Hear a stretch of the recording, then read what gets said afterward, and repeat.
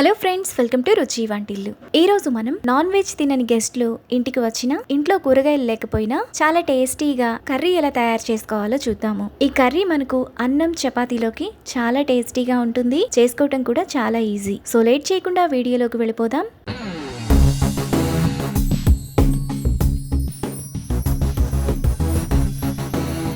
ముందుగా ఈ కర్రీ చేసుకోవడానికి ఒక బౌల్ తీసుకొని అందులో 1 కప్పు శనగపిండి, టేస్ట్కి తగినంత ఉప్పు, 1/2 టీ స్పూన్ పసుపు, 1/2 టీ స్పూన్ అల్లం వెల్లుల్లి పేస్ట్, 1/2 టీ స్పూన్ కారం, 1/2 teaspoon garam masala, 1 teaspoon oil, 2 టేబుల్ స్పూన్లు నీళ్లు పోసుకొని పిండిని కొంచెం గట్టిగా కలుపుకోవాలి.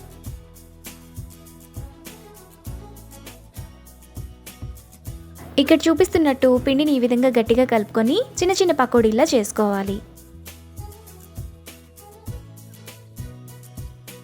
పకోడీలను ఇలా చేసుకున్నాక పక్కన పెట్టుకోవాలి. తరువాత వేడి నూనెలో ముందుగా మనం చేసుకున్న పకోడీలను వేసుకొని ఫ్రై చేసుకోవాలి. వీటిని మీడియం ఫ్లేమ్లో బాగా ఫ్రై చేసుకోవాలి.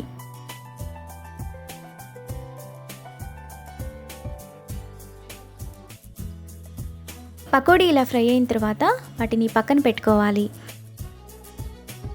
ఇప్పుడు ఒక మిక్సీ జార్ తీసుకొని అందులో 4 లవంగాలు, 1 ఇంచు దాల్చిన చెక్క, 2 యాలుకలు, 1 టేబుల్ స్పూన్ నువ్వులు వేసుకొని మెత్తటి పొడిలా మిక్సీ వేసుకోవాలి. పొడిని ఇలా వేసుకున్నాక పక్కన పెట్టుకోవాలి.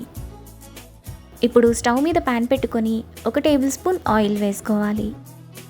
ఆయిల్ వేడైన తర్వాత 1 టీ స్పూన్ జీలకర్ర, 1 బిర్యానీ ఆకు వేసుకొని ఫ్రై చేసుకోవాలి. జీలకర్ర వేగిన తర్వాత సన్నగా తరిగిన ఒక పెద్ద ఉల్లిపాయ, 2 పచ్చిమిరపకాయలు వేసుకొని ఉల్లిపాయలు బ్రౌన్ కలర్ వచ్చేంత వరకు మీడియం ఫ్లేమ్లో ఫ్రై చేసుకోవాలి.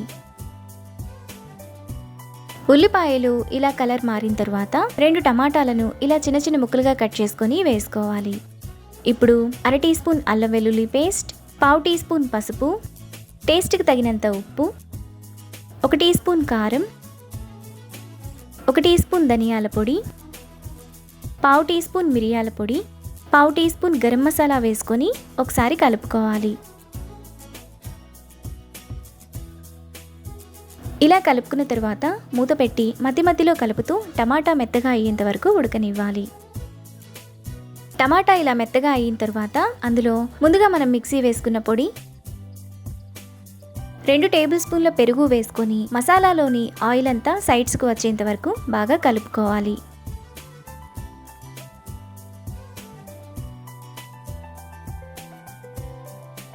మసాలాలోని ఆయిల్ అంతా ఇలా సైడ్స్కు వచ్చినప్పుడు అందులో 1 గ్లాసు నీళ్లు,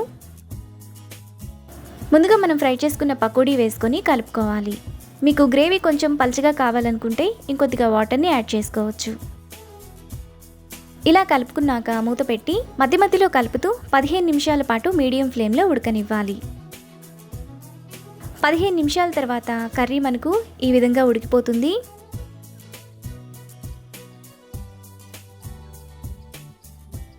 ఇప్పుడు లాస్ట్లో 1 రెమ్మ కరివేపాకు, అరకట్ట కొత్తిమీర తరుగు వేసుకొని కలుపుకోవాలి.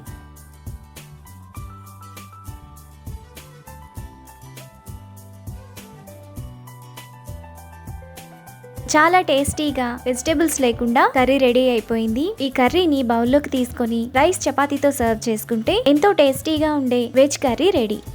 ఈ రెసిపీని మీరు కూడా ట్రై చేసి మీకు టేస్ట్ ఎలా కుదిరిందో నాకు కామెంట్స్లో షేర్ చేయండి. ఈ వీడియో కనుక మీకు నచ్చినట్లయితే లైక్ చేసి, షేర్ చేసి, సబ్స్క్రైబ్ చేయండి.